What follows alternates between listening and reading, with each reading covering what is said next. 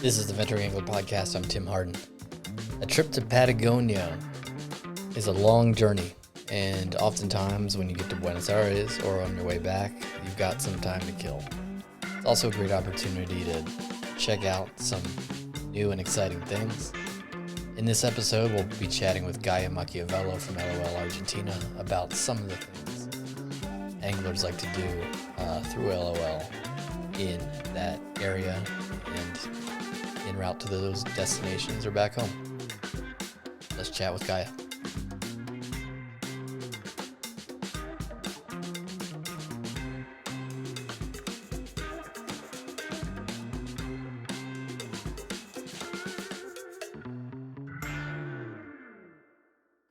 Okay, we're here with Gaia Macchiavello again. Welcome to the Venturing Angler Podcast. Thank you for inviting me once again. It's always good to have you on. The first time was hysterical. And then the last time you came on and talked about some of the challenges and remedies and services you all have with anglers getting down to Argentina. In this case, you know, I don't know if I've said this before on the Venturing Angler Podcast, but I took a trip to Argentina a few years ago, and it was not number one on my list, or number two, or number three, or number like I wanted to go there, but it wasn't one of my top choices. But I went honestly a little bit out of peer pressure, and I'm about to be down there for the third time in a row. And so We blew your mind. that's right. And when the first time I was pressured to going down there, the person who I was going with, I'm like telling him to make the case for me, like, why do I need to prioritize this trip? And his response was like, you'll figure it out when you get here. And I thought that was kind of a lazy answer, but it's true. Like, once you're there, you realize how special this enormous country is. And with this size of the country, it's got so many different cultures, so much different geography. It's got so much to offer. And so, I'm this next trip I'm taking, I don't like, fishing is a little bit of an afterthought, even though I'm going to probably fish every day. I'm thinking a lot more about the other things I'm going to be doing, and that's what I'm excited to talk to you about today. Not the things that I'm necessarily doing, but other options people have when, traveling. I can't remember how far it is from, I'm in Montana now, like 6,000 miles or something. A lot. Yeah, once you get I that, don't know, miles I can't do, but a lot. yeah, 3 hours right, on that's a right. plane. Once you get that far, you might as well make the most of it, right? So, one of the highlights of my last trip, geez, I'm talking too much. This is already about me. Um, was one day in Buenos Aires, and so I can't wait to talk about some of these things, and I don't even know where to start. And but you guys are experts. You take anglers all over the place. So I guess let's start in the city. What are some of the things anglers and visitors to BA might want to keep in mind as options once they've arrived? Well, you know what you were saying before, that you don't know what to expect, and it's not a high priority on your list, and so on and so forth.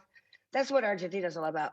It goes on under the radar, but once you come in and you land, in between the people, the landscape, the culture, and all of it's got to offer, it just becomes a place that you can come back every single year to fish and do something added to that or something different, and you will be able to not repeat the same thing twice. Yeah. Yeah, the city has tons to offer. The country has tons to offer. It normally starts with people coming to just to fish, and then through the know-how of LOL and talking to other people, they want to come and stay, do something else, or bring their wives. They'll bring their wives, and then they'll go fish, and then they'll come back, or vice versa.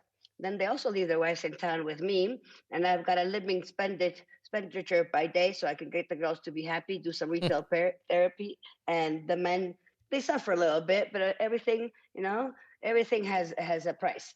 But no, the city is humongous, and the things that it has to offer whatever you want. You just have to find it. Everything that you see in the city came off a boat at some point in time. So again, each culture brought their own, and everybody was offering something. We are a city that you can come and do cultural tours, a city tour, an art tour, a religion tour. Um, we love poetry and we love writing, so there's themed tours that you can do as much as you can. And if we don't have it, we'll make it happen. That happens to us a lot. You know, we had a client one day that wanted to do the tour of the life of the Pope. We made the tour of the life of the Pope. So we're here to supply whatever is demanded. But then again, the city has your typical city tour, and it's a beautiful city to do that because it's not crowded. It's not like Rome or Paris that you go to certain places and there's a bunch of people. There's not. You're always doing a tour privately with us, but you also have to go to places that there's other people. For example, the Recoleta Cemetery. The Recoleta Cemetery is one of those places that blows people's minds up, including myself. I'm not a person of cemeteries at all. But when I started guiding, they told me I had to go, and I was like, oh, I don't really like this. And I would tell people, I would write a map, and would send people in and stay outside while they ventured to the cemetery. Well, I got caught, and I got scummed for it. And they say, look, Gaia, you have to go in. So I found a man who wrote a book of the cemetery, and we had literally 3 days of 8 hours nonstop of stories behind every single one of those vaults. It's one of the places I like guiding the most. So I say, if you have 1 hour in the city, you have to go to the Recoleta Cemetery. It's the city of the dead. The dead have better housing arrangements than people that Yeah. live outside that wall, So right? So that's one that I looked up online recently, and it you can actually like look down and it looks like a mini city because the cemetery it honors so many different important figures in the city in the country's history, right? Like writers, presidents, um, correct. inventors, I think, and so they all have like a little, it doesn't just say their name and date. No, no, no, no. Yeah, no, it's a city. It's a city, and doesn't matter where you've been. If you finish up in there, you're top notch. You've done well. No, it's the founding fathers of the nation. It's the wealthy class of Buenos Aires and the country. And then, like any big city, it depends where your vault is at. How important you were. The big streets, you were more important than the side street. So even after that is location, location. Yeah, it's just not just anywhere. And the funny thing about that cemetery, which annoys the people that built it and love it a lot, is that there's a very special character. And one of the reasons why Argentina is known throughout the world by the name of Eva Perón. Yeah. She's buried there, right? And most of the people, she's buried amongst the people that hated her guts. Oh, And that's funny. the people of the cemetery don't like her being there. And Evita supporters don't like her being there either because they have to go walk through the aristocrats to go see Eva. Right. And the funny thing is, I have a joke that Buenos Aires doesn't have a lot of natural disasters. We have politicians, which is the first one, and then every time hail or something like that. But once Buenos Aires had its own earthquake. It's when Eva was put in the graveyard that all the dead people there rolled over their graves because they couldn't believe she was coming through. Yeah, And it's very sorry. no, I'm sorry I interrupted you because I got excited thinking about the first time I was there. You picked me up at the airport, and we talked about her a little bit. There was a building. Now I'm trying. Now I can't quite remember, but there was a controversial Yes, building, right? And there was the building that symbolizes corruption. exactly, and oh, now I can't remember what the artist did. No, well, if you want, I'll let you know. I remember it. I say it all day, every day. We don't expect you to be a first class student. I was You expecting got you the to teacher on finish the it. other side. Yeah. Yeah, no, and I'll finish it. Yeah, well, the building is situated in a place that is the 9th of July, which is the main drag of the city of Buenos Aires. That drag didn't exist when we became Buenos Aires. In fact, it only started coming onto the map since 1936. Hmm. Up until the 40s, Argentina was one of the wealthiest countries of the world. And then, of course, we started mismanaging funds, and now we're where we are. But we were so happy and so up our bums on how wealthy and classy and important we were that we decided to give ourselves a gift, our own gift. We gave ourselves an obelisk, which is Right. something normally that people give other people. But our egos are too big, so we gave ourselves a gift. We gave ourselves that gift. People loved it, but people couldn't see it. So they made the decision that they were going to tear down 45 blocks of housing to form the 9th of July to resemble the Champs-Élysées to frame the obelisk. 45 blocks of housing they tore down because of an obelisk. Wow. The only building that wasn't torn down is the building which is a public building, and it's the building for social welfare. And the architect that built it had to pay so many bribes to get it done on time that the first thing he did is in every corner of that building, he put a statue in a position of receiving a bribe, That's right. Yeah. right? And when he finished and the building was inaugurated, at the end of the party, he jumped off the top and killed himself, Yeah. That's right. right? And it still stands there. It's not a very beautiful building. And when Mrs. Christina Kirchner, who's also part of the Peron party, decided that she was going to honor Eva, and she put her in the building that symbolizes corruption, Oh which my is sort gosh. of, you know, these things. I don't know if they think about it or not, but it just makes me laugh. Any other building, but that one, which Evita was, Evita thought that she was doing the right thing by redistributing the wealth. The problem wasn't the redistribution of wealth; was she took from the wealth to give to herself and then to the poor. So it wasn't all one way. So at the end of the day, she was a corrupt person. But depending on what side of the block you're at, or you love her or you hate her, and because there's these two sides and they're very, very, very, very cutthroat, you like her or you hate her. There's no in between. And mainly now, she's been gone for 70 years. Yeah, it's about we get over the whole thing, but people don't. If you like, you like her because your mom likes her, or you hate her because your mom hates her Right. because we weren't around when she was there. The building faces the south and the north. The north part of the city is the wealth of the city, and the south part of the city is where the city originated, and now the blue collar lower class part of the city. Who did she fight for? The lower class. So the part of the building that faces the south has a silhouette of Eva, charming and with a nice smile, welcoming, super cool. The side of the building that faces the north has Eva with a microphone, like like a dictator, giving a speech and telling people what to do. So even that is bizarre because it still shows you how the things are one side or the next. No, it's not gray; it's black or white. And again, she's been gone for so many years, and the lady still every time people talk about her, still she informs, she gets people to get their blood elevated, and it's a story that I love telling because it's out of a book. It's out of a book. But Yeah. to be fair with her, and of course my family doesn't like her, but to be fair about her, this lady went from being nobody to running a country and most of the world before she was 30 years old with not having gone to school, with no education whatsoever, just passion. And you know what? I have to be impressed by that. Then I have a sincere a theory that if she would have had the chance to grow older, eventually she would have noticed that the way she went about things weren't the correct, and maybe she would have done something about it.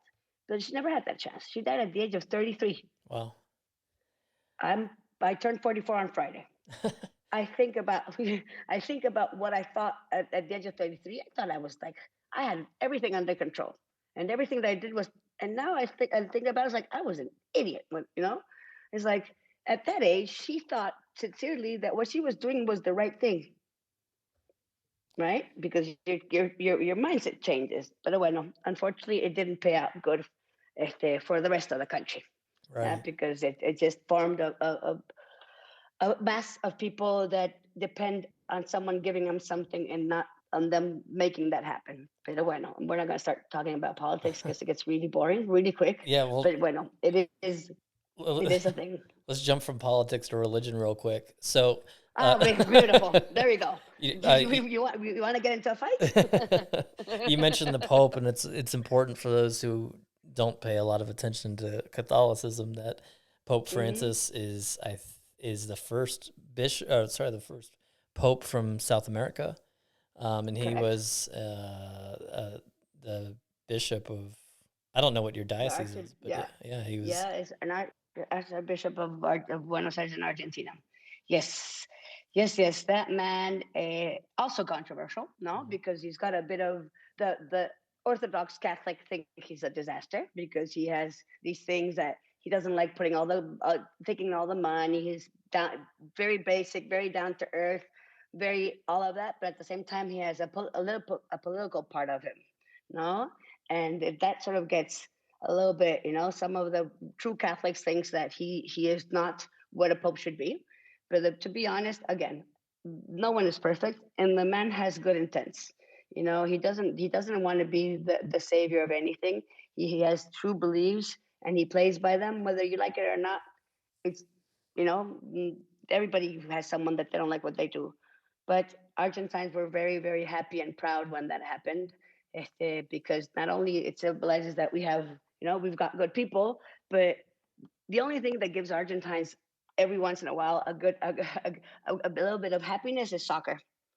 And we hadn't won the World Cup for many years, so having the Pope made people be Yeah. very happy. I remember we were at the airport, and you know how they had those days of that they didn't have a Pope, and everybody was all. And when the word came out that the Pope was going to be Bergoglio, his name was what's his name? Bergoglio. I can't remember his name, but his last name is Bergoglio. And then he became a Francisco. I remember people, jumping up and down and greeting each other and saying, some happiness for the country. They're Yeah, proud of it. I went to Jesuit schools, Yeah, and well, he was a Jesuit. yeah, and so when it was the same thing for people like me who went to Jesuit schools, and they're always seen as sort of controversial as well for some of the same reasons you named. Hmm. And so when he got selected, it felt like a little bit of an affirmation, and it was great. And people were, I remember, were really celebrating. And so, it's neat. Like when you're in the airport, they sell Pope Francis souvenirs, and it's a lot of But he just played Maradona out. When you went to La Boca, Maradona for the locals is God. The Pope is the Pope, but Maradona is God, right? right. Now he's gone, but he still has. They'll have that feeling for him ever. We could go anywhere where they have, the typical statue or those boards that you put your face in, and you're someone else. It was always Maradona. Now it's the Pope.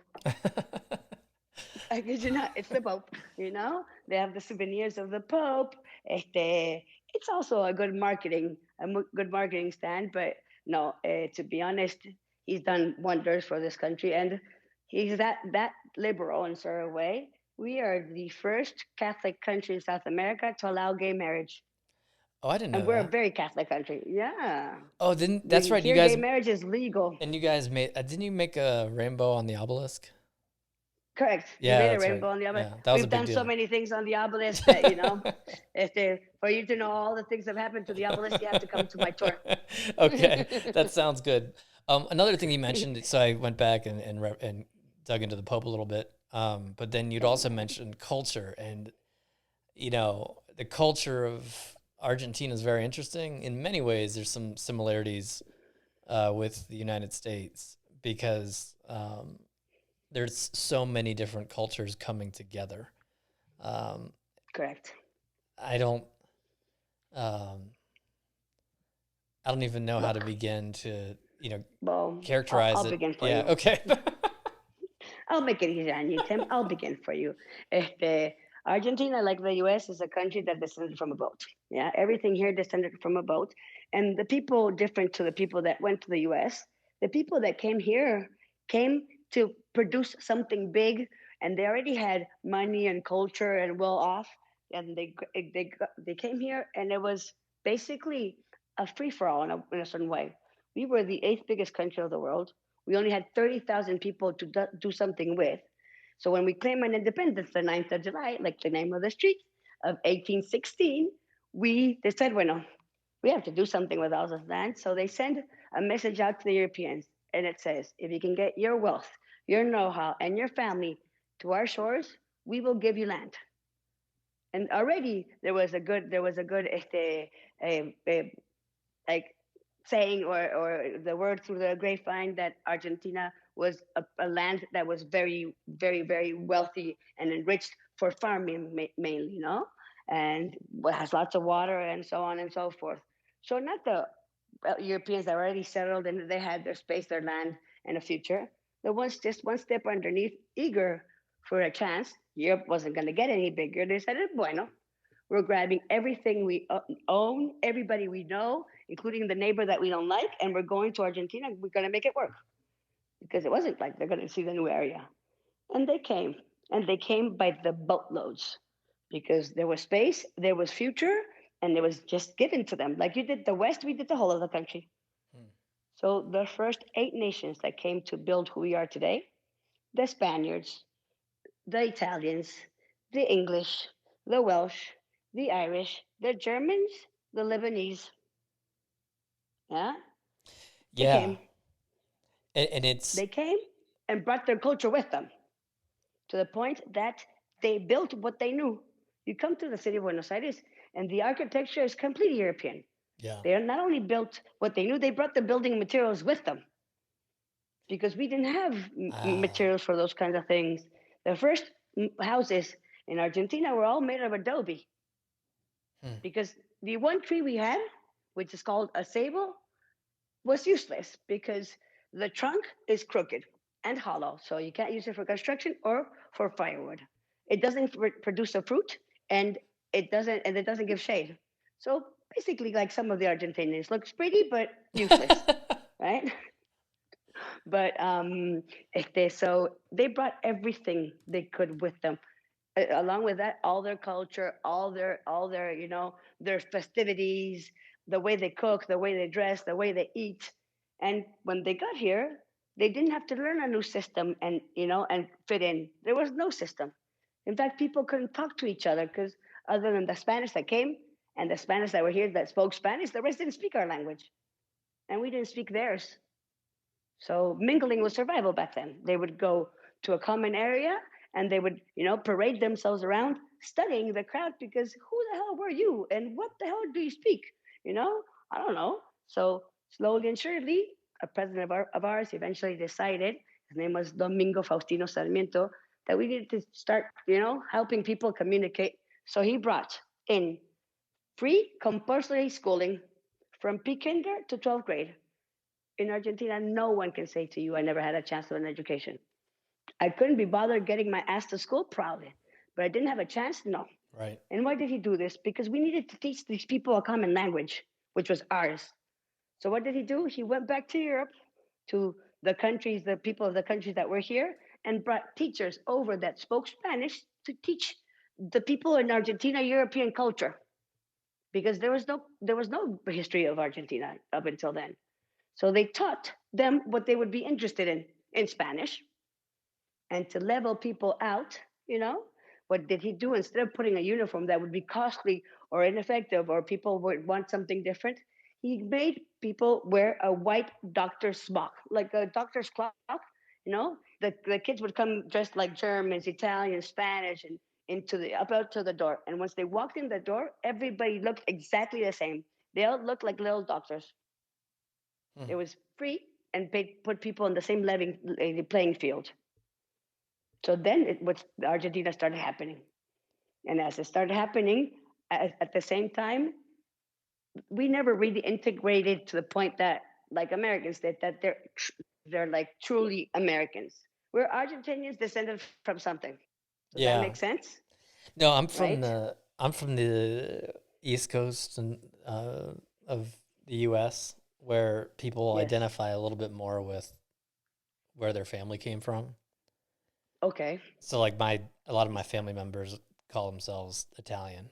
And you get a lot of They that call in, themselves Italians. yeah, yeah, you get a lot of that in like New York also, where, people who may have never left the city might identify a lot with where their family came from. And, Hmm. interestingly, yeah, you mentioned the architecture is very European. Like I've been there and eaten some of the best Italian food I've had. For sure. Yeah, and when For you're sure. Patagonia, it seems like you might be in, a In small. Ireland, Yeah, exactly. And people are like herding you sheep eat and. lamb. Hmm. Yeah, right. Yeah, exactly. Yes. And, Because what happened with that?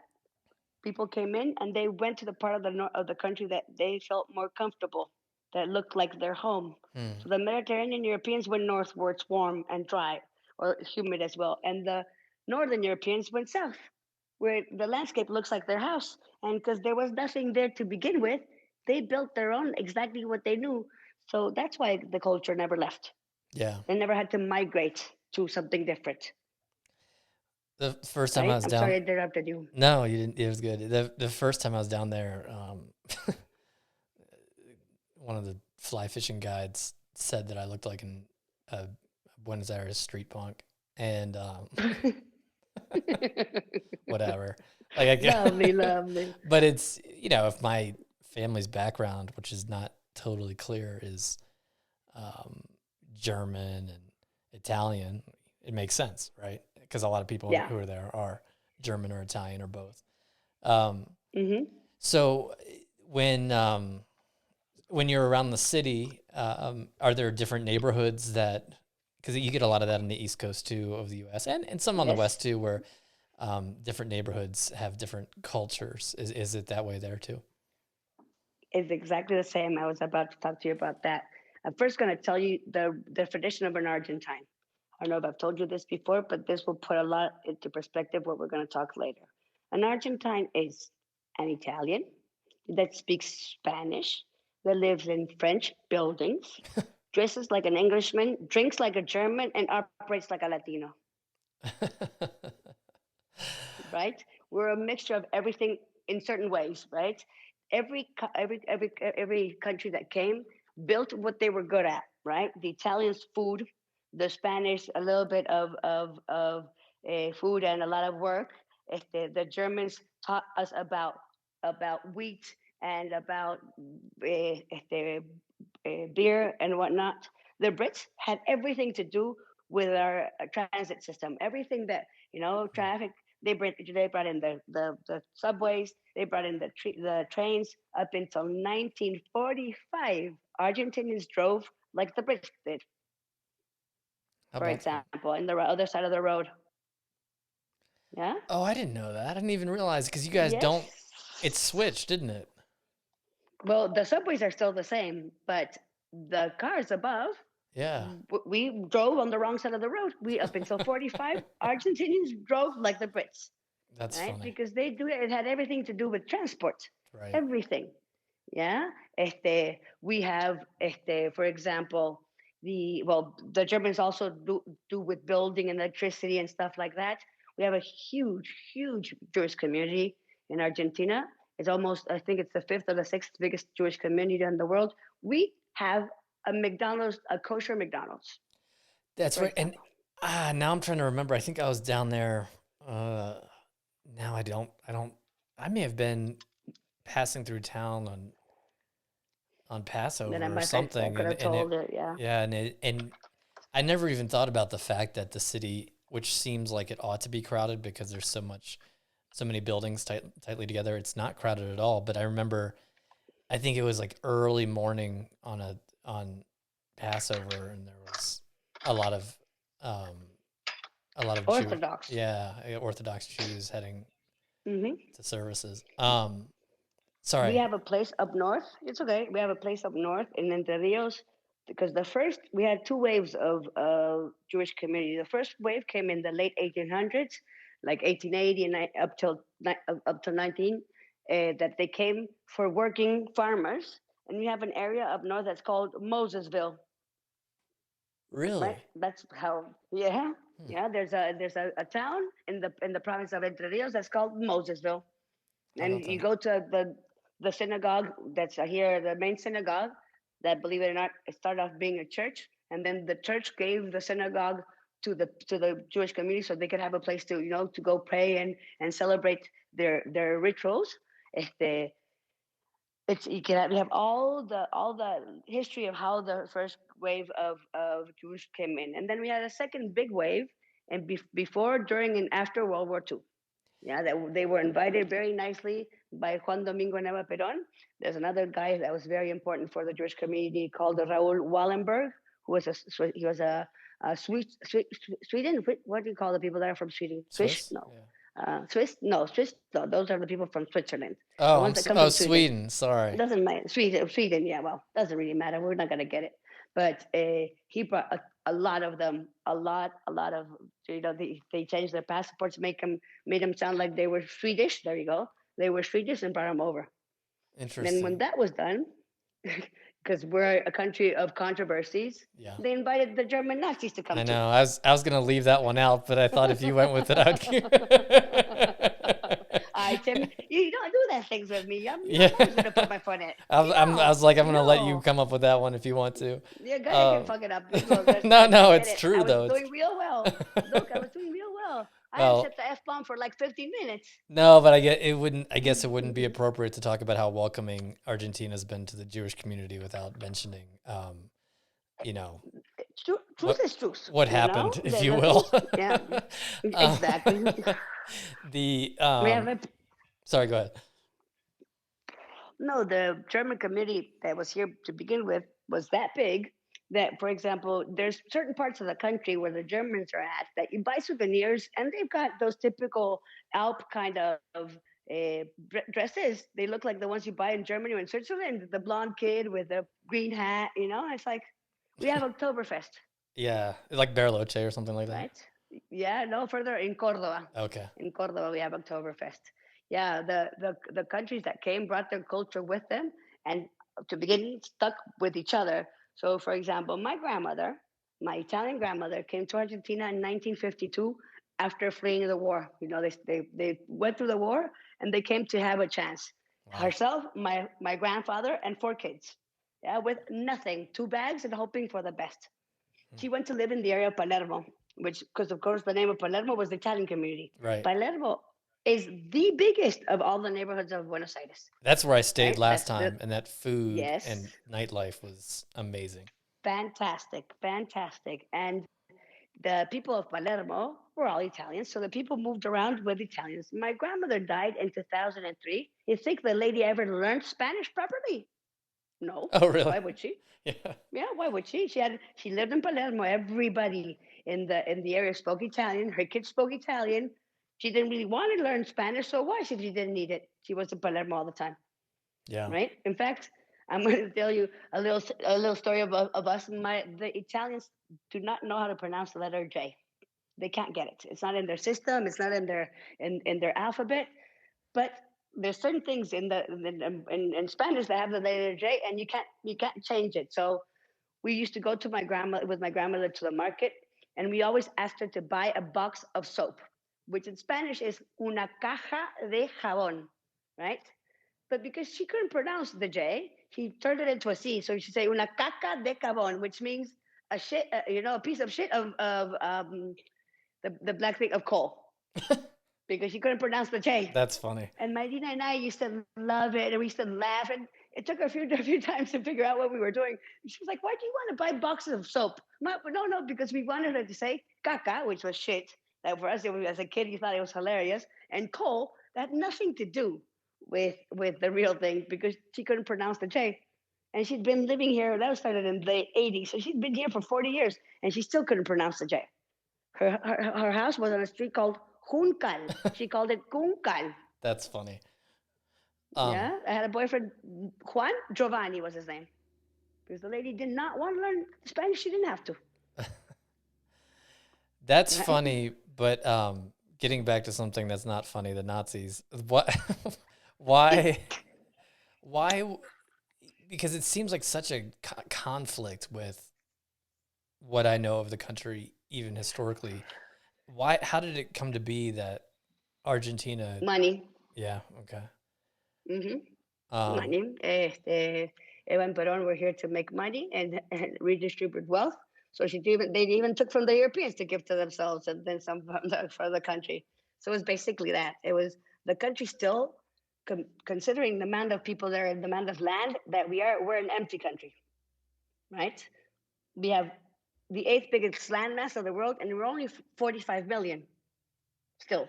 Hmm. And 90% of us, at least half of us, concentrated in the province of Buenos Aires.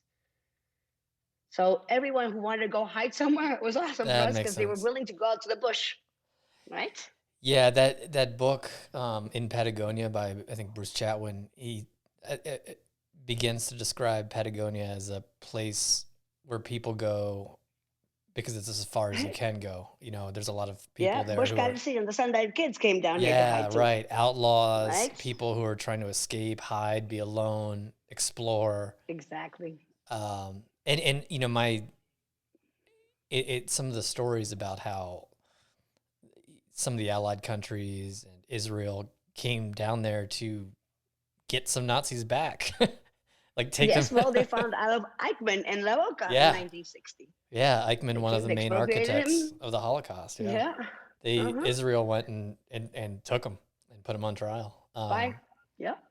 and And killed him after. killed him, and then took his Hmm. ashes into international waters so that not even an ash would be in the country. Correct. That's how Correct. Correct. Eichmann was, and he was working for Mercedes down there, and so there was at least a Mercedes See, see. factory, and then um, No, well, there we give the Jewish store. We what's have a that guide like? who's that is great because it teaches you how they came and what they did, and that they didn't lose their roots either. Because we still have the Orthodox Jews, but we have something that's very funny. We have a big mass of Jews that came during the war that are dead poor. You normally think no money and Jews don't go in the same sentence, yeah, because they're people that can do money. But here they have them, and in fact, there's a movie that was an Argentine movie. It's called The King of Once. Once is one of the neighborhoods that the Jews they live, and there are. And what do they do? Cloth. They're good at doing. They do that all the time, all over the world. So they live there, all of them, and they take care of each other pretty well, and you show the differences in between the Orthodox and these. There's been there you go to the main synagogue, which is beautiful, that it ran as a church for 20 years. A Catholic And church, the Jews, yes, and they gave is it. when this first, yeah, and I'll tell you how that happened. When they came down to Argentina, we're a Catholic country from here to China and back to the team. Yeah, So it's not that they weren't welcomed, but they weren't, they were there kind of thing. right. And they needed to read the Torah. And where did they go read the Torah? Or underneath the big church, the big tree underneath the church in Recoleta, or they would go into the cemetery, because now it's a use for tourism. Back then, it was just a cemetery. And they would sit there and read the Torah. The Catholic cemetery is a Catholic cemetery. But there was one man who was an important man of Argentina, was the president, Mr. Dorrego.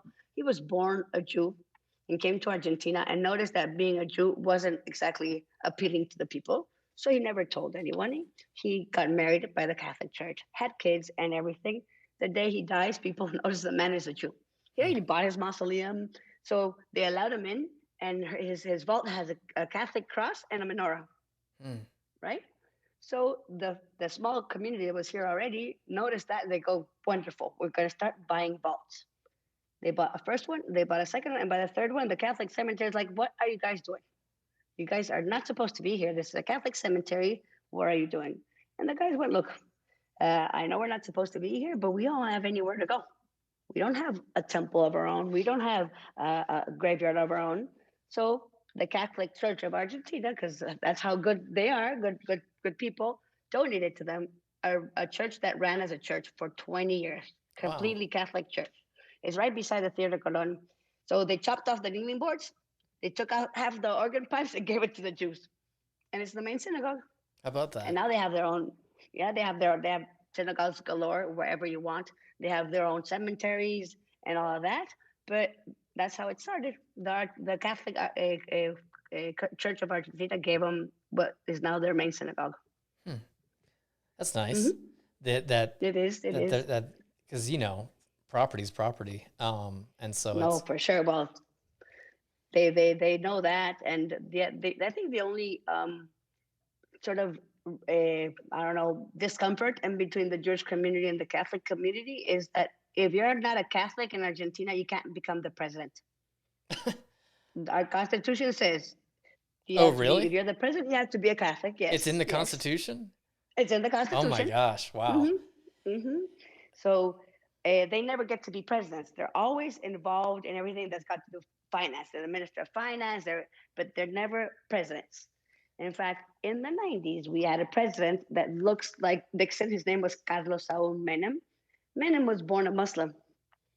And somewhere along the line, he decided he wanted to be the president, and he converted to be a Catholic to be able to be the president.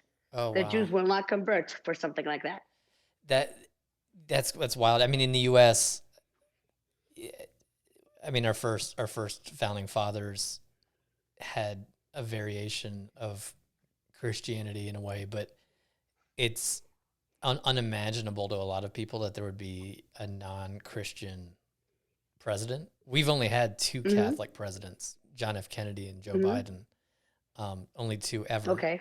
But that's interesting that it's in the Constitution. I briefly attended Georgetown University, and it's a Jesuit school, and Mm-hmm. they had different prayer spaces that were not Catholic prayer spaces, and Mm-hmm. people were upset. People who generally were not associated with the university thought, how could a Catholic school have non-Catholic prayer spaces? But the university's position was, why not enable people to Yeah. pray? So that's a Correct. nice history. I didn't know about that.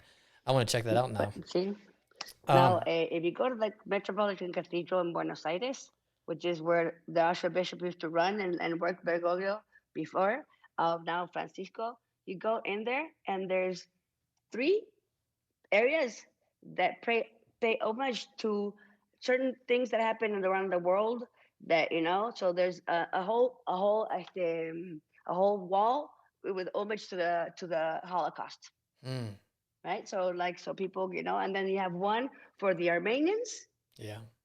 and one for which one the other ones they were like the people from the Ukraine that were slaughters. What are they called when when a lot of people die? It has a name I can't remember. I The Well, no, when these, yeah. um, sorry, I was it's kind of Don't worry about a it. bad transition because I had a question in my mind and then we moved to genocide for a moment. It's So genocide. This is the name I was yeah, trying to think about. Yeah. the my sister in law is getting ready to come to Argentina for the first time, and she doesn't eat meat. Well, it's not the right country to come. Right. But So, that being said, we've evolved. We've so evolved. well, I We've got a told lot of things to eat. I told her like she's got to reintroduce beef into her diet for at least a little bit to be able to transition, and that's not necessary. No, but But I've gotten people that are vegans and vegetarians to eat beef here at least once, yeah, and well, they're quite happy about it. But yeah, it's hard not before you would to. have been a very sorry person if you didn't eat cow. I don't Now know, we've got a lot of right? options. I don't know if I've ever shared this on the podcast, but the first time I went down, I love meat. Like I eat meat every day, I think, and I probably eat too much meat. And on on my last day, I was leaving Esquel to fly back north, and I sat down at the airport restaurant and I looked at the menu and it was all beef. I got up and left because I couldn't take it anymore. You're gonna need it more, right? Yeah, and Like, my wife always wants to know like what food I might want in the house when I'm heading home. And I remember I was like yogurt, like I gotta eat something you. that doesn't involve meat. I don't want to Yeah, see a cow anymore. I'm gonna cry. exactly. So it See, was see. I said yogurt and juice for a while. I couldn't, and I think I needed Fruit, some fruit. greens. Yeah. So meat is a big part of a lot of. I mean, there's so much diversity there, but like, how would you characterize, Look, um, the the food in the country? well, look, meat is not only the main dish in our place, is the main source of income for the country, Hmm. right? We started off being a colony that produced goods for the Spanish crown. So we would produce things here and send them back to Spain. And the cow was the first thing we started doing. The cow is the most profitable thing we own because every single bit of that cow we turn a profit out of. The innards, everything from the balls to the glands to the ribs to the kidneys to everything we eat. Then the hides get turned into thousands of different leather goodies, including bikinis. Hmm. And then the hoofs and the bones get turned into jello or glue. So why not praise the cow? The cow put us on the map. The cow keeps on keeping us on the map. This country is a country that survives from farming. So we used to do cow and we used to do grain. Now we do cow, grain, and soy, which is which killed a little bit of the production of meat, because throughout the evolution of this country and the very socialist governments we had, every socialist government wants to redistribute wealth. And how do they do that? They put a stop for the wealth to start continuing to do wealth, and either they take it from them or they give other people the chance to make money, and that's how soy came in. Soy is a very, it brings a profit quite quick, but then it destroys your land. And the smaller producers that could hold up to people putting a ban of exporting beef in the country that survives from that, which is the Kirchner Party. When they came into power, they said, "Look, we don't like the wealth of Argentina. We're going to help the underdog. We're going to put a ban on the exporting of beef." So we couldn't export beef. Which you listen to it, he's like, "Is this a joke?" Yes, and that's what they brought in because we were doing good things with the Chinese. Soy, for example. But this country, everything's got to do around the cow. The cow, uh, most of Argentinians eat beef every day, Yeah. and not a little bit, a lot of it. When you're preparing for what they call an asado, which is a Mm. get together with your friends, you have to prepare to chow down like there's no tomorrow, right? You always come with elastic packs because if not, you won't be able to move when you leave. People estimate 1.5 kilo of meat for every person that comes to that event. Yeah, that's almost like almost 3 pounds, almost 4 pounds of meat, and 90% of the time they eat it all.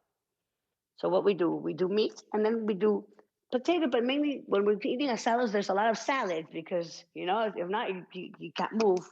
And thanks to this beautiful stacking of meat in our bodies is how our national drink came about, which is Fernet with Coke. Yeah. You know, Is that yeah, really? That's Fernet not is really the natural. yes, Is it no, really? yes, yeah, Officially? because Fernet, yeah, officially it is. That's awesome. Yeah, Fernet, yeah, was drank by the Italians as a digestive.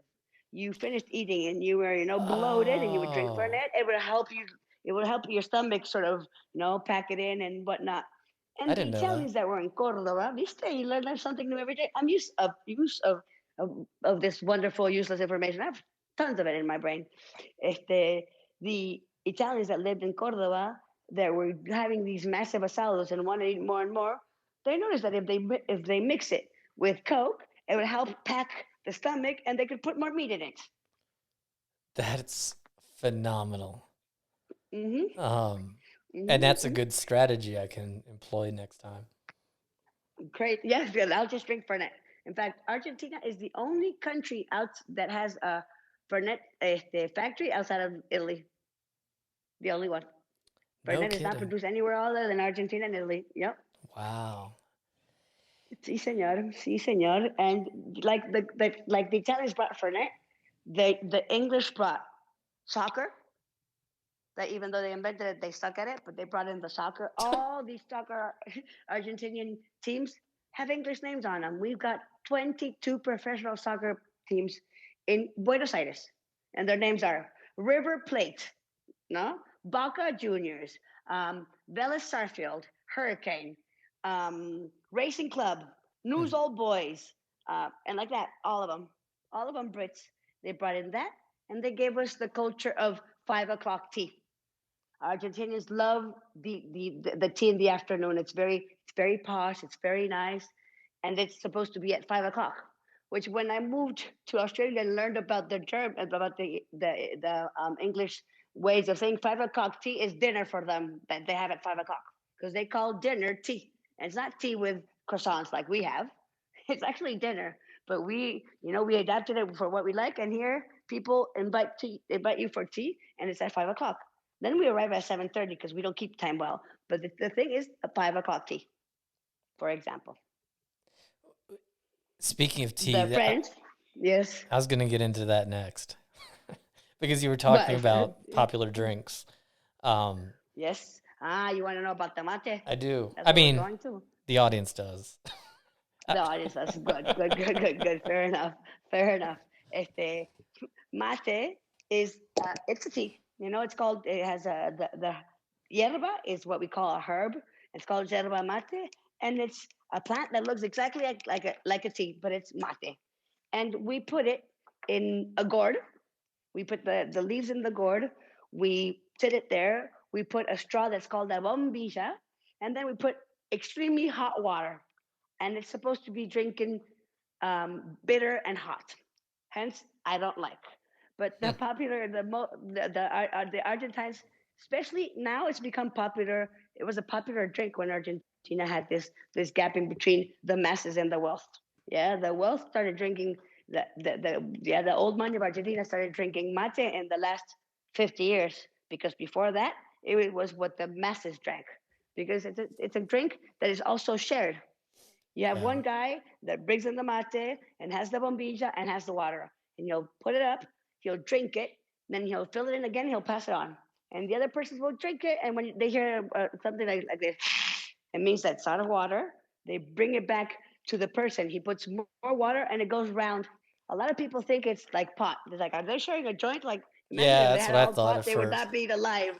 Yes. I No, no. that's And true. It's 'cause it's a shared drink. And uh, you don't you if you say no and it's someone that you haven't seen and he's especially a gaucho or that, if you say no, it's like saying I don't like your family. They're sharing something that's intimate. They're sharing their cooties with you. You have to say yes. Yeah. But if the big no-nos is you don't move the bombilla because you don't stir it because then it gets clogged and they want to kill you. and And you don't that's like the straw yeah, and the straw yeah. that has a strainer at the end of it, and you don't clean the straw before you put your mouth in it. And I was like, no. If not, you say no, and that's it. And it's normally drinking like that, bitter and hot. With time, they've some people like to drink it with a little bit of sugar. Some people they put honey in it.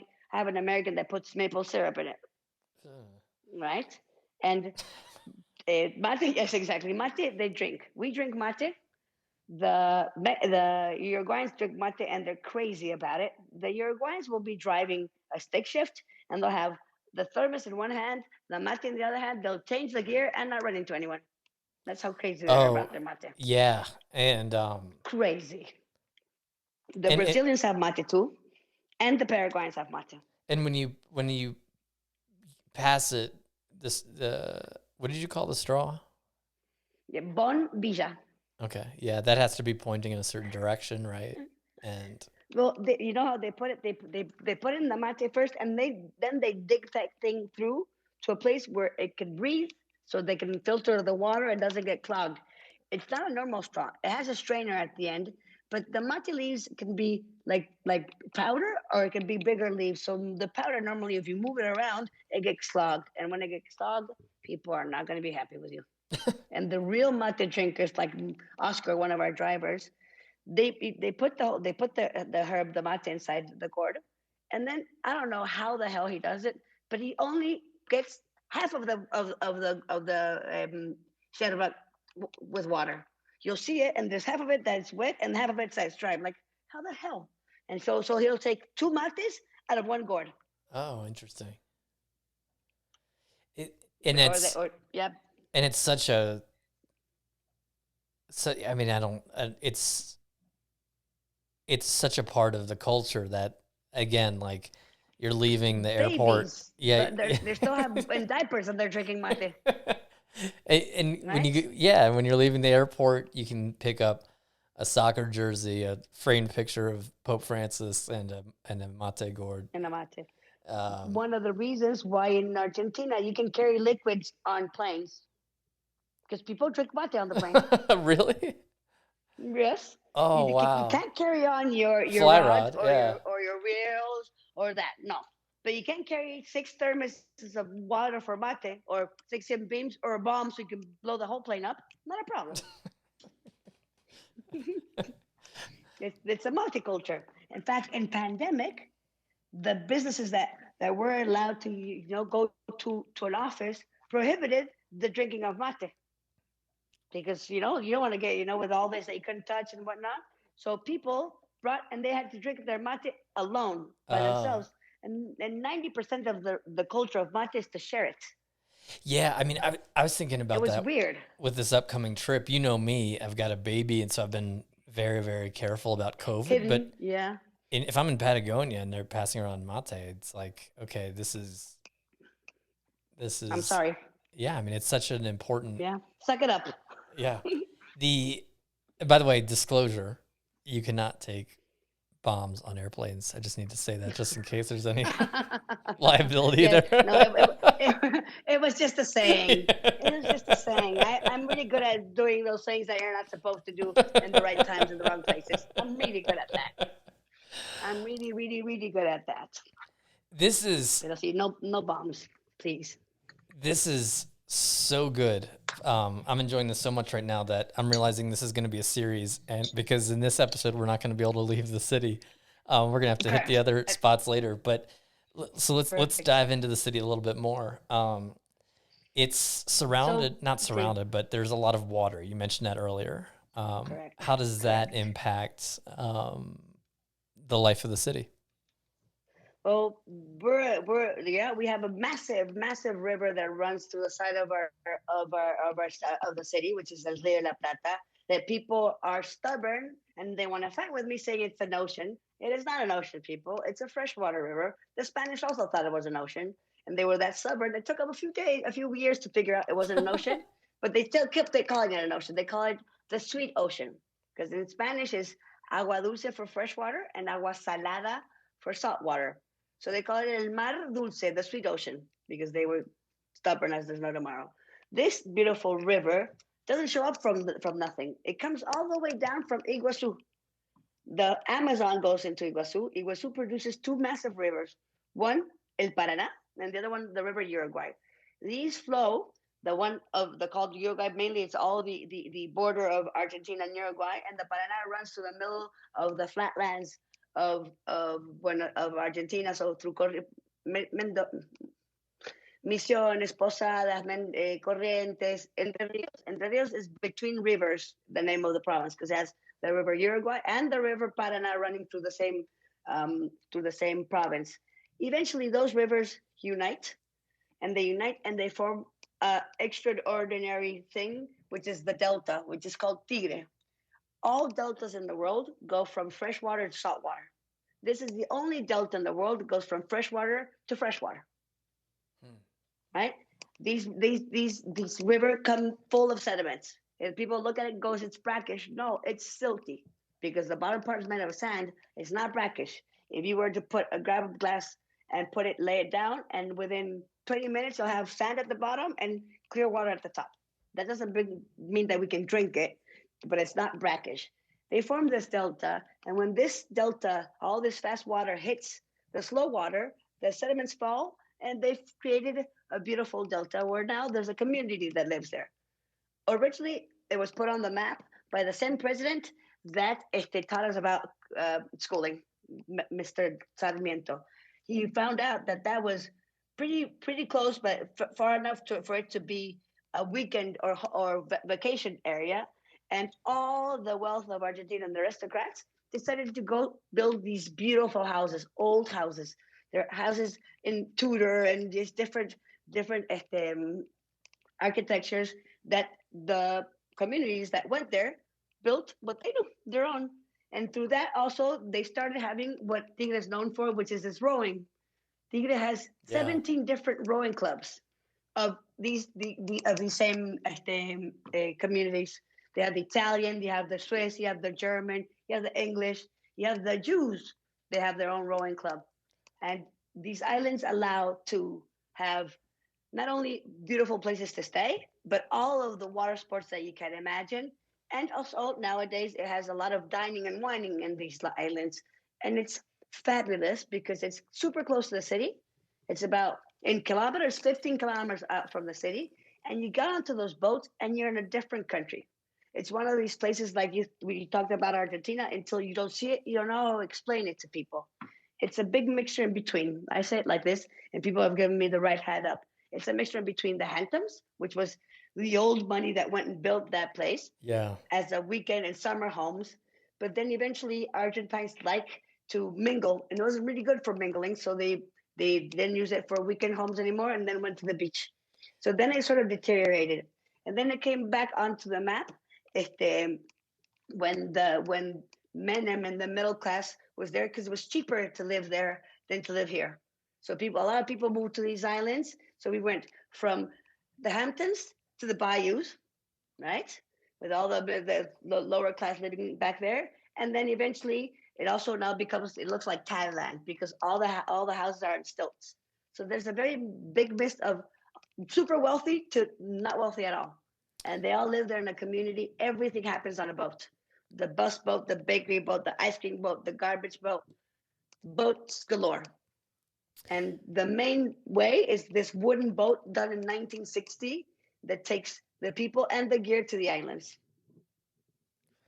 And Yeah, it's wonderful. One of my favorite places of them all. and that's where there's also some good fly fishing, right?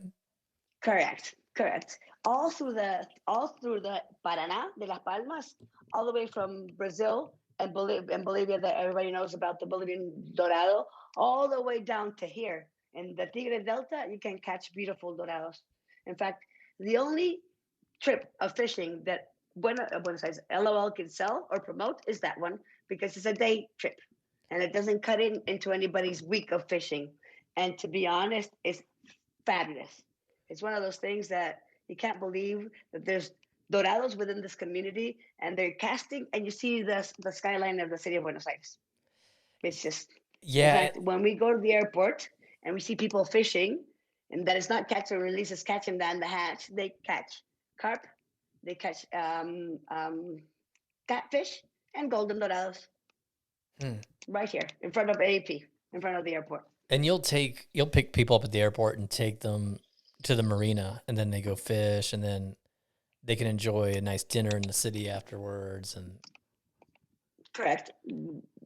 Luckily for us, the people that come to Argentina once repeat and repeat. right, At the beginning, 4 years, between 4 years, and they come to two, and then they come every year. And even though I'm happy to tours for people, it gets to the point that Eva's still dead, the Albert's is still where it's at. So we have to evolve. The tour Buenos Aires sells the most, Buenos Aires, LOL sells the most, is dinner and drinks, because there's always a new restaurant or a new bar. But the other tour that we sell is this, a day of fishing, because people want to. Most of the people don't really care about staying in Buenos Aires until we give them something to do, because they come from little towns. They think about the big city. They go, I'm not gonna like it, so I want to get the fuck out as fast as I could. yeah, But when we teach them that there's things that you can do, that it's not that the city is hustle and it's aggressive or any of that, they start enjoying it, and then they want to spend the day in Buenos Aires. And this thing of the single day of fly fishing for Dorado is to them mind-boggling, because they're coming here to fish for trout, and they think that the whole Dorado thing is they have to take another trip and more days and a big expense and whatnot. When I tell them that instead of going to sit around the hotel until we go to the dinner and drinks, they can go fish for Dorado, they go crazy. And the operation that does it gives you absolutely everything. They give you a rod. You just show up with a toothbrush. You don't have to right. bring extra gear for Dorado. You And bring the gear you bring for trout.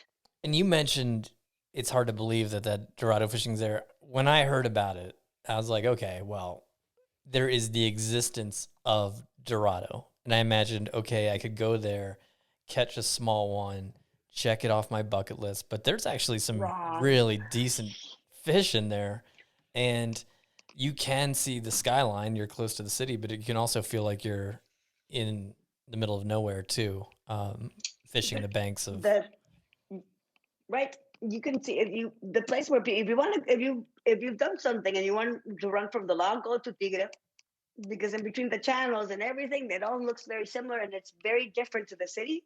It's like being in a different country. It's the community. Everything there is nice and easy, and the people from Buenos Aires are all wound. They're always in a hurry and they're always hustling. The people from Tigre, they'll tell you the same story 50 times because nothing really happens. Did you say if you want to It's run just from the law, go to Tigray? exactly. Yeah, another disclosure. just, just kidding. So no. And by the way, But no, Tim, pick your battles, or I swear, or I say the I'm wrong kidding. thing. I'm kidding. But not a disclosure, but a warning as far as dinner goes. Because if you think fishing is going to get in the way of dinner, those dinner is late. By the way, Right. it's past my bedtime in Montana right now, but I'm talking to you in Argentina because you're probably like getting ready to eat some appetizers. What's what's dinner time down there? That's exactly it.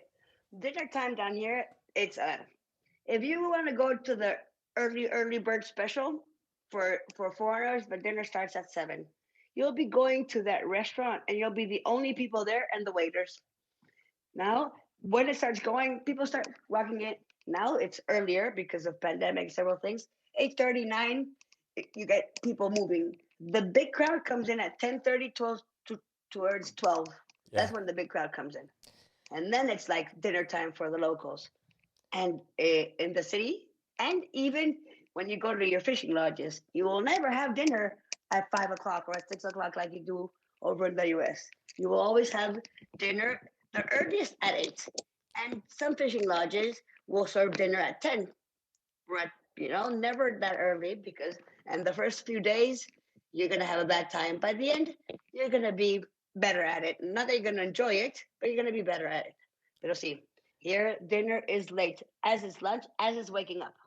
You can call a household in Argentina at 12 o'clock at night and they'll answer happily. Yeah. You call at 7 again in the morning, they'll kick your head in. Like, you rude, sir. Not in the morning, the nights. We're night owls. The We're not the early risers. the last night that I was there, someone wanted to meet for dinner, and I said, "Can we meet early?" And she said 10 p.m. And then, Exactly. and so If I'm you like, "Oh like my early, god!" 10 p.m. I was like, "I'm freaking starving. What am I gonna do?" So I went to a market and I bought a bunch of empanadas and I ate them, and then I went back to the hotel and it turns out one of my friends was down the hall and they were drinking wine, so I had some wine.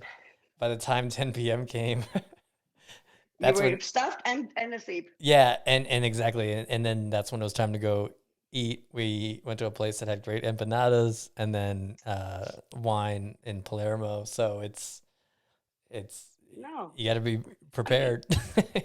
prepared. And in fact, if someone is awake at 6 o'clock in the morning, it's because they never made it to bed, not Actually, because they woke up early. it's funny you mentioned that because my habit is getting up at 3 or 4 in the morning, and Yeah. so and I have to do that. I have to because it's part of my routine and work and everything. And Mm-hmm. so I would get up at 3 or 4 in the morning, do my routines, and then go back to sleep, and then wake up with everybody else later. So Yep. Yeah, here it's the way it is. And if you're in your youth and you're going out to the discos open at 2 o'clock in the morning. They yeah, start at 2 o'clock in the morning. If you show up before 4 a.m., you're a loser. actually, I Like, remember getting it's not breakfast cool. in the hotel and being confused about the other people there, and I realized Yeah. they were not home yet. They were No, but like, yeah, I all my youth, I used to come back from party. I would go buy the paper, buy some facturas, which are croissants, and I would had breakfast with my father. My father was getting up to go do his routines like you did, and I was on the way to bed. But we'd have breakfast together, and I'd buy him the paper. oh, that's funny. That's Yeah, funny. so see, late, but also it gives people the chance, like you said, to do things during the day. Yeah, because we're late nights. We don't take advantage of the morning, so we take advantage of the afternoon. So you can go fishing and come back at, I don't know, 7, have a shower, and be at dinner at 9, and it would be way cooler than when you want to go at 7 p.m. Yeah. Right? And then other than that, then we go to a bar, and because the diversity of the food in Argentina has changed, because originally your options were cow, fish, este, Italian, Spanish, and a German, and that was about it. And one Chinese restaurant. That was your options of what you could eat. You could eat. Now we've got the diversity of the palates that we have Japanese sushi. If you would have talked to Argentines 40 years ago and you would have told them that we were going to eat sushi, they would have laughed in your face. Right. Raw fish, right? No, so sushi. We've got Peruvian. We've got Japanese, Vietnamese, Chinese mixtures of fusion foods. There's a very good restaurant called Osaka that's a fusion between Peruvian and Japanese. We have Czech food, Polish food. We have a huge group of Armenians in Argentina, and they have their street, which is called Armenia Street.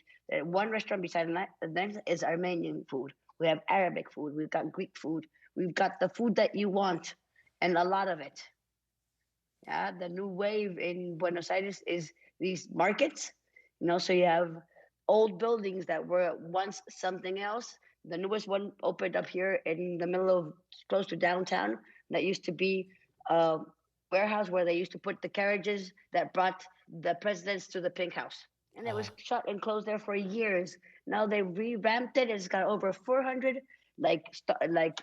places to go, like a food court of restaurants. And then it also has little shops of vegan food or food for celiacs. They started doing sourdough in Argentina. You couldn't get sourdough, not even close.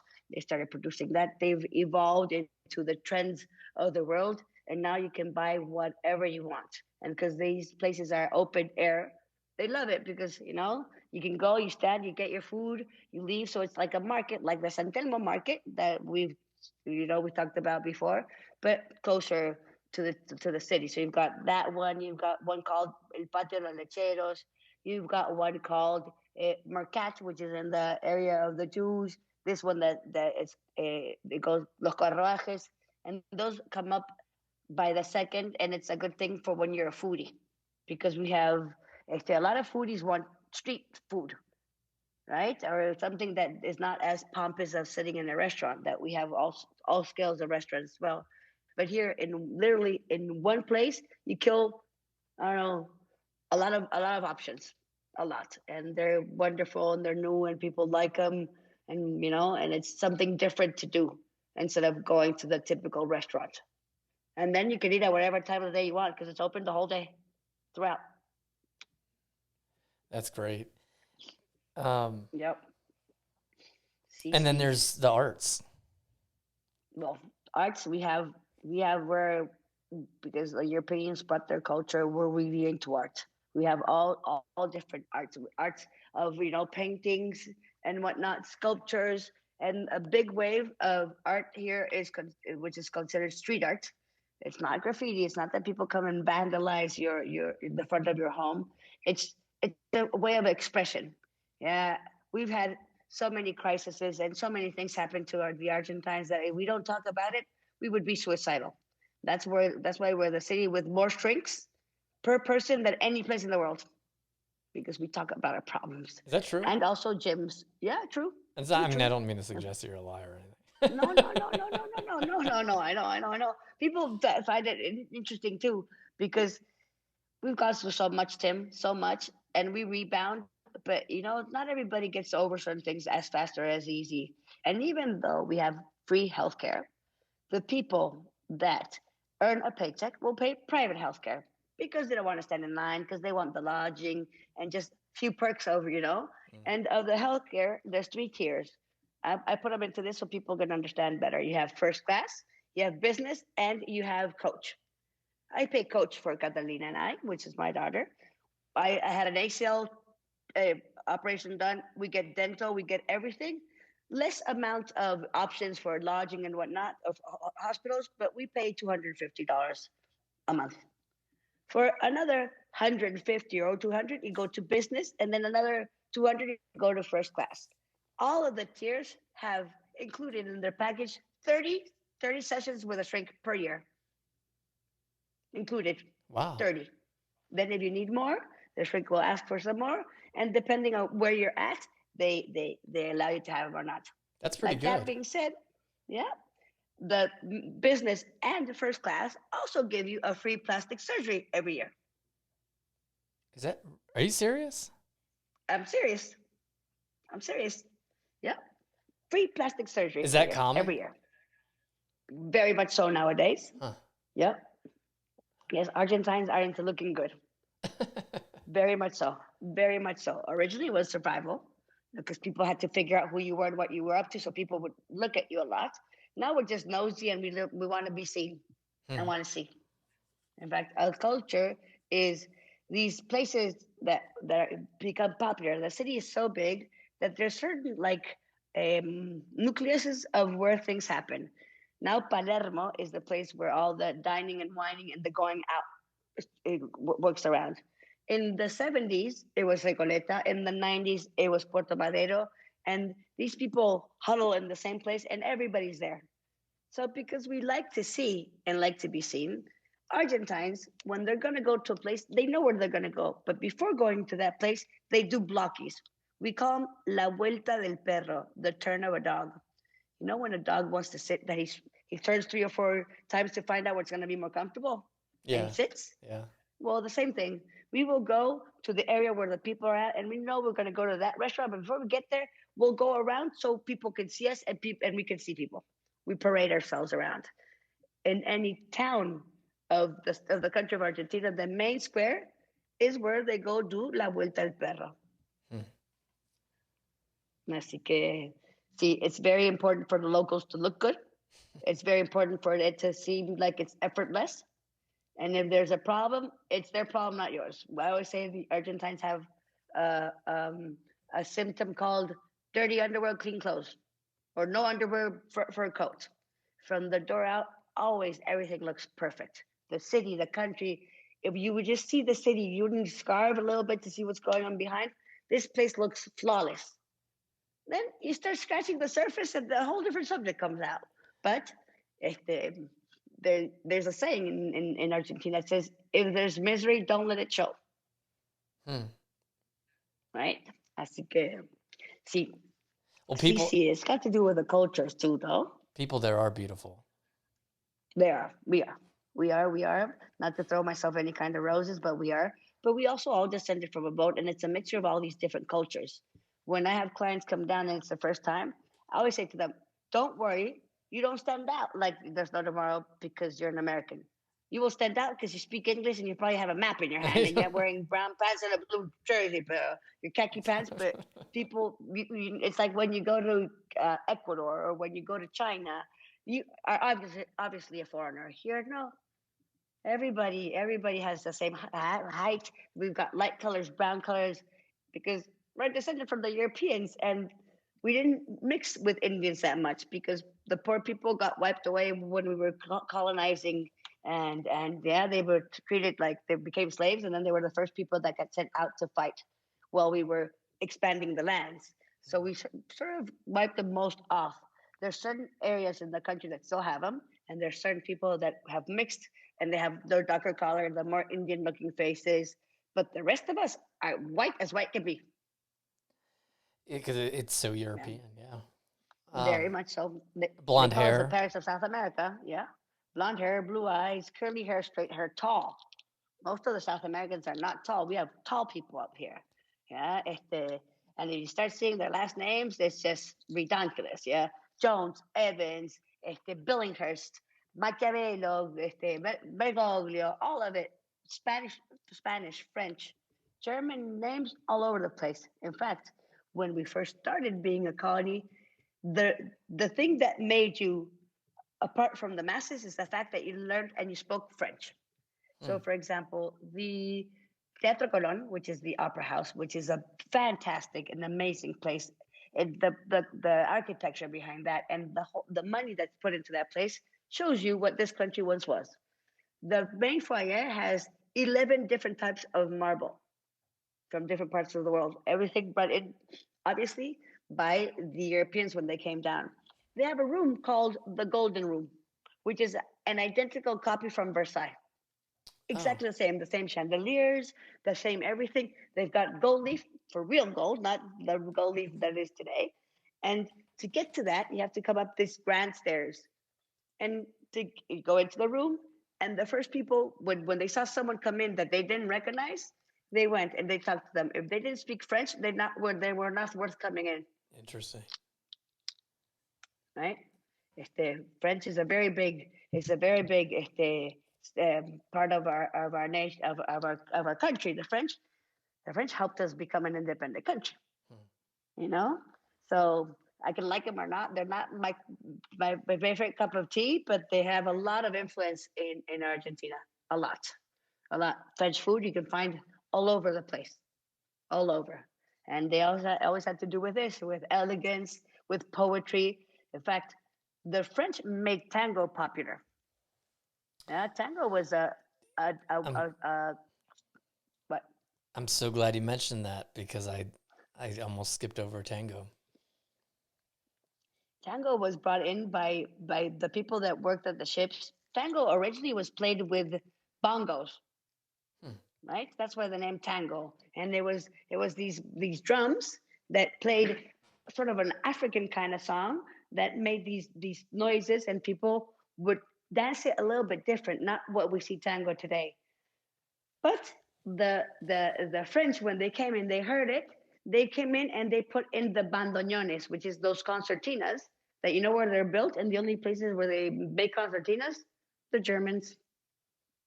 Hmm. The bandoneons come from Germany, How about that? and they between the Germans and the French, they made it from being uh, like a protest dance to being a symphony, an orchestra. They brought in the violins, they brought in all these things to make it proper and better, and then all of a sudden it became the dirty dancing of Argentina, and the French loved it because it's very touchy feely. It was always danced by the masses. Tango also, like mate, became popular with the wealth in the last 50 years. My mom went to school and she got taught how to dance the Highland Fling. How about that? Not to dance, yeah, not to dance este mate. My family nowadays, my sister drinks mate, my brother drinks mate. I don't drink it because it's bitter, not because of anything else. But we didn't have mate in our household because it was the drink that the masses drank, right? So the same story with tango. Tango was the dance that was the forbidden dance, and it was funny because it needed an orchestra, and getting an orchestra together wasn't easy. So how did they do? They used to bring the orchestras to the brothels, so the men that worked at the port could go get some with the one lady that worked at the brothel, and for keeping them entertained, they would play tango for them, and it gave them the chance to practice their moves. So when they got to the milonga, which is the disco for tango, they could dance with the one or two women that actually danced it to begin with.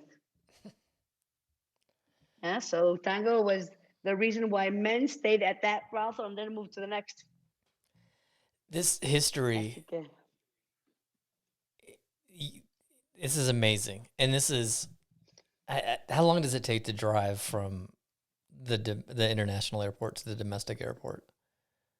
it depends on the day, but it could go from 45 minutes to 2 hours, depends on traffic.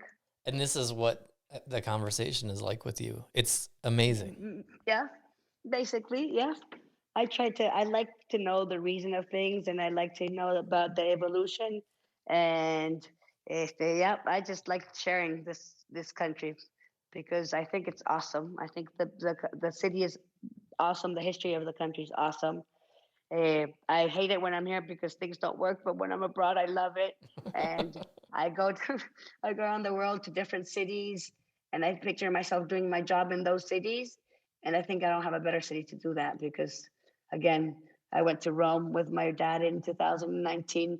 The crowds, the heat, the people's like, come on, Yeah. crowds. You go to Brazil and you go see the Cristo Redentor. There's thousands of people, and I've gotten to a point that even though in Argentina, especially in Buenos Aires, personal space is overrated, I like it. I like being able to not have people on top of me 24 hours a day. And the city's huge, but you don't have those crowds. You could go find them. I'm not going to go find them. I know how to get around them, right? But you don't, even at the cemetery, you don't have to really avoid people. And it's one of the places with more crowds, So look, it gives me the goosebumps. When I finally came back to work after a year and 8 months of doing nothing, the first time I was so giddy I couldn't really finish the tour. I was so happy. And I was like, I can't believe I'm doing this again. It's like, and they opened the cemetery about a month after we started working because apparently the dead get COVID too. But eventually we opened it. I was like, seriously? And now they're about to open the Theater Colon, and slowly and surely things are getting a little bit back to normal. Thank goodness for that. Yeah. The airport, well, there's a crowd. At the airport, we used to have tons of crowds. Nowadays, not that much because a lot of airlines stopped coming because of pandemic. Hopefully they'll come back. The cruise liners, we're a place where 90% of the cruise liners will dock and or start their journey. The ones that take you to Antarctica, the ones that we have 45 cruise liners dock in the port of Buenos Aires in the summer months, which is a lot of people. We don't have as many of them either. Well, eventually they'll come. We have a cruise liner, which is the gay cruise liner. It's for the gays, and we have a huge gay community in Argentina, humongous. So they come and they spend a few months, a few weeks, and the locals love it because they spend money a lot. So people are happy about that. Yes, yes. So nothing like to answer the question that you first started. What can you do in Argentina? Whatever you want. It's all here. It's all here. Yeah. If you want to get out of the city and be in the place and not run into anybody for 3 weeks, you can have that happen too. You just have to plan it. And the reason why we exist is because everything in paper looks really easy. But truth be told, when you put it into action, it's not as easy. Basic things like we have, like you said, two airports, domestic and international, and you look at them on a map, they look like they're around the corner. This should be a piece of cake. It's not. It's a piece of cake when it runs well, but it can become a thorough pain in your ass. So from that onwards, navigating the domestic airport, it's just it's it's a free for all. Nothing is well put signs. People don't know where they're going. You might stand in the wrong line, and no one will tell you till you get to the counter, and then you've missed your flight. For example, paying extra weight is not where the counter's at. You have to go a different counter. Um, Moving logistics. You're here in Ushuaia, which is a very very southern part of the country, and you want to go to Escal, where you came out, in Chubut, and it's you have one province in between those. And you think, well, I'll just catch a flight from here to Chubut. To get to Chubut, you have to come all the way back to BA and then go back down to Chubut.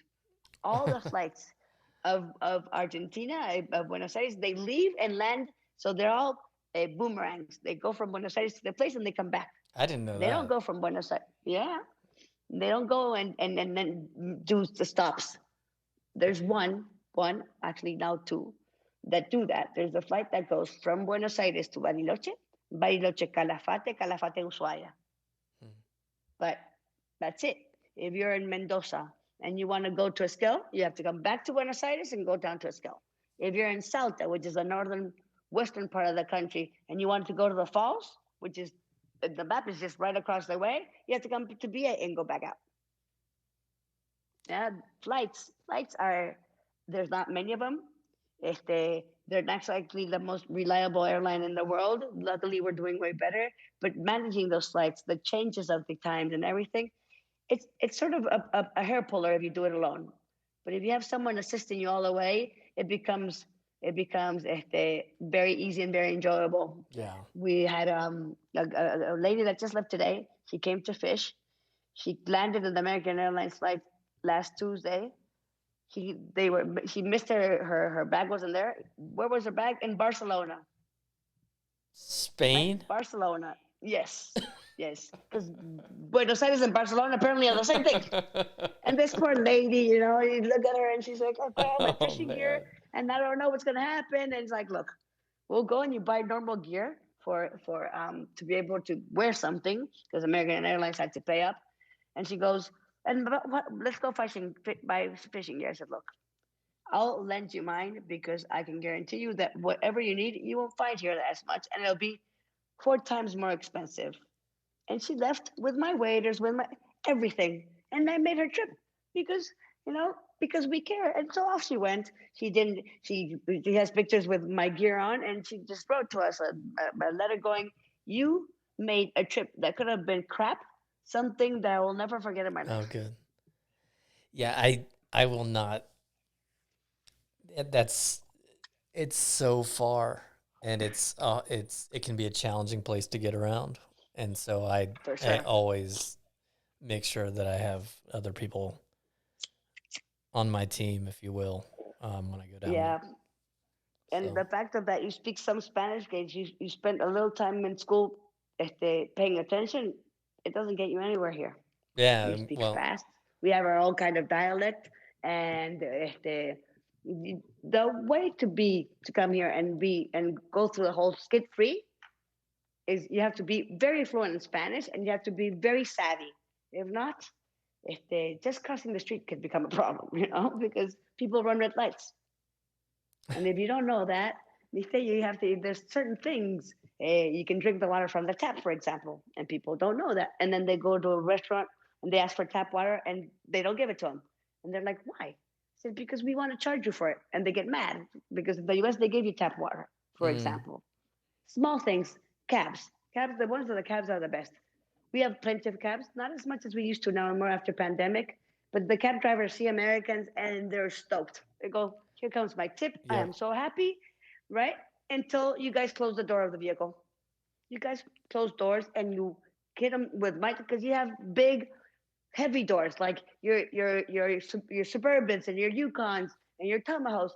Here, the cars are made of plastic. They're small European plastic cars, and when you whack that door and the whole car moves to side to side, they automatically hate you, that's and they funny. hate you with a passion. And then everything wrong that they weren't about to do, they will do. And no matter what tip you leave them, they're not going to be happy about it. And you guys don't do it because you're mean. It's your nature. But cab drives get their knickers in a knot when you close the doors like that. I didn't know that. Mm-hmm. Well, Like I, you're going to bed. that just means you're ready. You're ready for dinner. The Más o menos, sí, más o menos. no, No, no, I'm I was very proud of myself. I've been really good on the swearing part. no, you're great. Well, let's.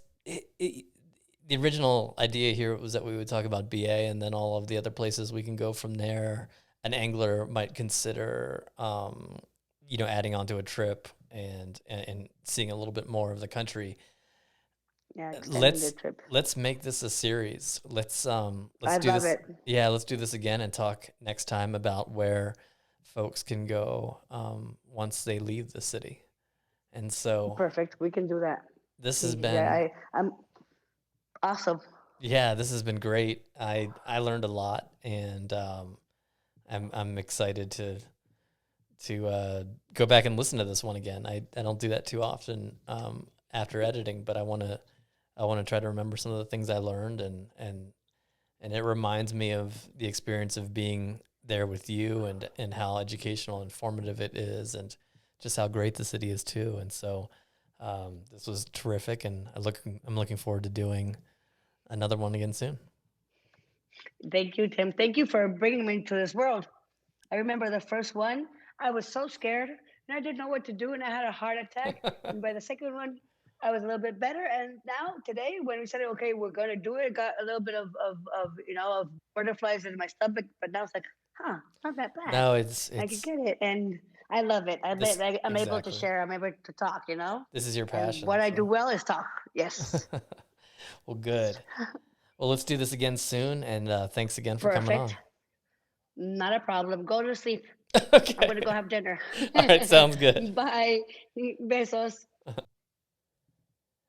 And for all those who want to learn more about Gaia's operation, LOL Argentina, please visit lolargentina.com or on Facebook at LOL Tourism Solutions, Instagram at LOL Argentina Tourism. And we'll do another one soon. Thanks, everybody.